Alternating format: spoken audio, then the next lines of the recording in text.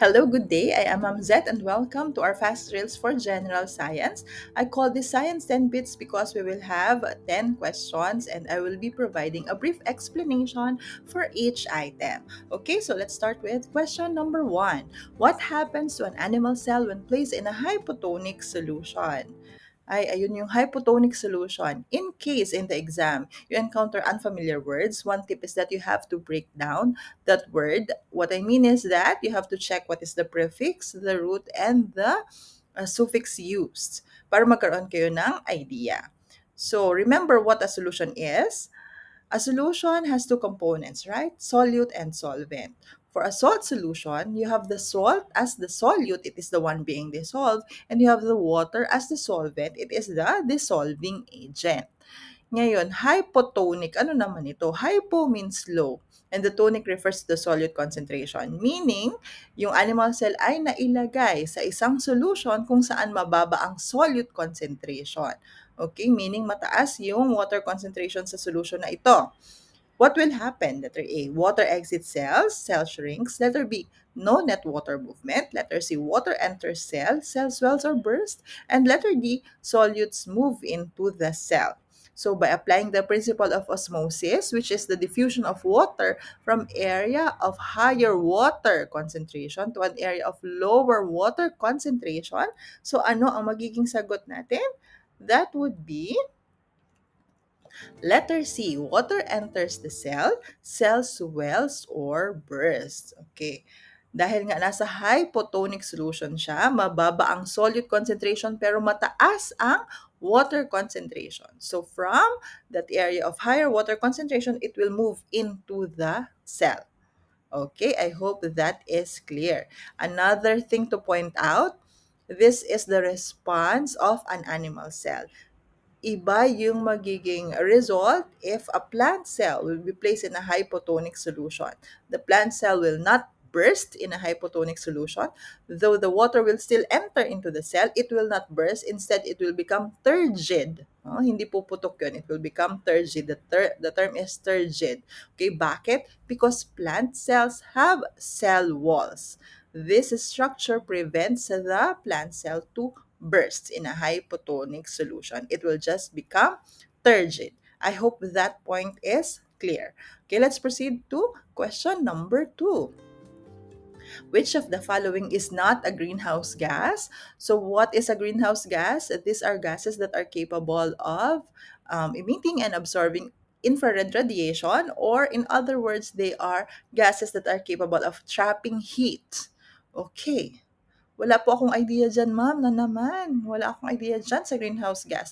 But you have an idea about the gases that comprise the atmosphere. Ano yung pinakamarami? Nitrogen.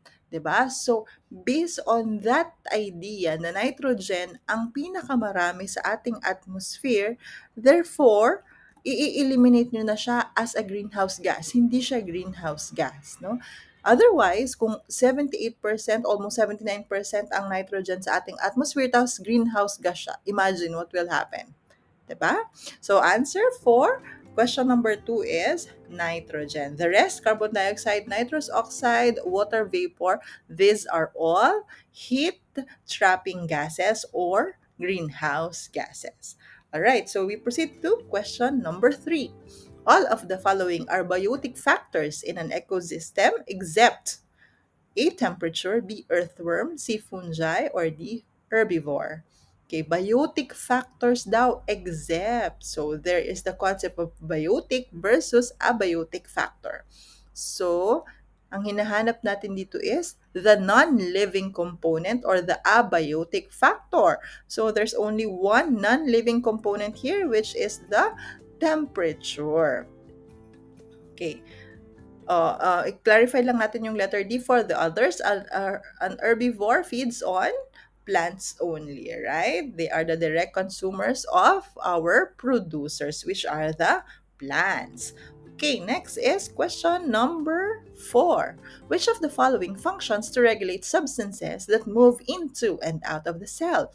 Letter A, ribosomes, B, mitochondria, C, cell wall, or D, plasma membrane. Very easy. The answer is letter D. It is plasma membrane. Okay, another one. For letter A, ribosomes. Ano yung main function ng ribosomes? This is for the protein synthesis. Minsan tinatanong, what are the protein factories in cells? Your answer would be ribosomes. And then letter B, mitochondria. Ang gasgas na definition dito ay ang ating powerhouse of the cell. Okay? So, dyan nagpo-produce ng ang energy currency, which is the adenosine triphosphate or the ATP. And the cell wall, these are present in plants, fungi, and bacterial cell but not in animal cell. Okay? Merong sa plants, ang cell wall, ang main composition niya would be cellulose. Sa fungi, it will be chitin or chitin. And then for the bacteria, ang cell wall niya would be a combination of protein and a carbohydrate or the peptidoglycan. So it provides a structural support for the plant. Again, wala ang animal cell niyan, ha? And then lastly, for the plasma membrane, so it is present in all cells and this functions to regulate the movement of substances into and out of the cell. I hope that is clear. Let us proceed with question number 5. What is the branch of biology that deals with the study of cells? Letter A, paleontology. Letter B, ichthyology. Letter C, cytology. And letter D, ethology. All right, answer is letter C, cytology. It's from the Greek word skytos, which means cell or hollow, and then the logos, which means the study of.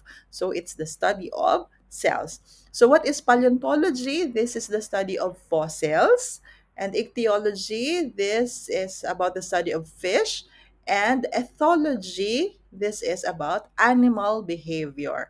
So I believe this is also an old question, no? Yung ethology. This deals with the study of animal behavior. Okay, you have to take note of that also. Number 6. All of the following are biomolecules except, okay, there's a typo there, except letter A, amino acids, B, proteins, C, carbohydrates, or D, nucleic acids. Okay, all of the following are biomolecules except amino acids. Okay, amino acids are the monomers or the subunits, the building blocks to make proteins, but it is not the uh, macromolecule itself.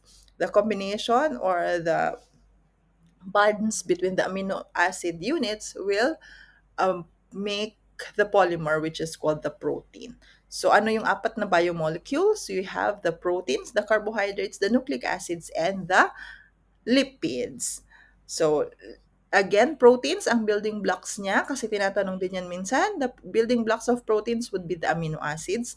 The carbohydrates, the building blocks would be the monosaccharides or the simple sugars like glucose and fructose. And the nucleic acids, you have the nucleotides. And for the lipids, which is not here, the building blocks would be the fatty acids plus the glycerol. Okay, next. Which is not an anthropogenic cause of global warming? Letter A, deforestation. B, burning of fossil fuels. C, industrial emission of nitrous oxides. Or letter D, volcanic activity. Okay, anthropogenic, anthropology. Ano ba yung word na maiko-connect natin dyan? Pag hindi natin, wala tayong idea sa anthropogenic. Anthropogenic means activities made by humans that cause global warming. So which is not, obviously, it's a volcanic activity. This is a natural event that contributes minimally to global warming. No, ang nagko-contribute naman sa global warming would be the activities of men like deforestation, burning of fossil fuels, and industrial emissions. Okay, next. Why is pasteurization considered an essential step in food processing? Okay, letter A, to completely sterilize food products. Letter B, to deactivate or eliminate harmful microorganisms. Letter C, to enhance flavor of food. Or letter D, to preserve nutrients. So the answer is letter B, to deactivate or eliminate harmful microorganisms, especially the harmful bacteria that will cause food poisoning. It is pasteurization is different from sterilization, okay? Question number 9, what is the basic unit of heredity? The answer is letter D, gene. Okay, genes are actually segments of DNA and they are considered the basic unit of heredity. And when you're asked who is the father of genetics, because of his studies about the laws of inheritance, that would be Gregor Mendel. And what did he study? He studied about the pea plants, okay, and the mode of transmission of traits in pea plants. And last question, what is an allele? Letter A, a type of chromosome. B, a variant form of a gene at a locus. Or letter C, a section of RNA. Letter D, a protein produced by a gene. Okay. What is the answer? The answer is letter B. It is a variant form of a gene at a locus. So example of an allele, you have the dominant allele and the recessive allele. Remember, pag dominant allele yan, you only need one copy to express the trait. But if you have the recessive allele, you need two copies of the alleles for the recessive trait to be expressed. Dominant allele is symbolized by a capital or uppercase letter, and for the recessive allele, it is represented by a lowercase or small letter. Okay, so that's it about our science 10 bits. Thank you so much for listening. Thank you so much for your time and good luck on your exam. Kaya mo yan, kapatid.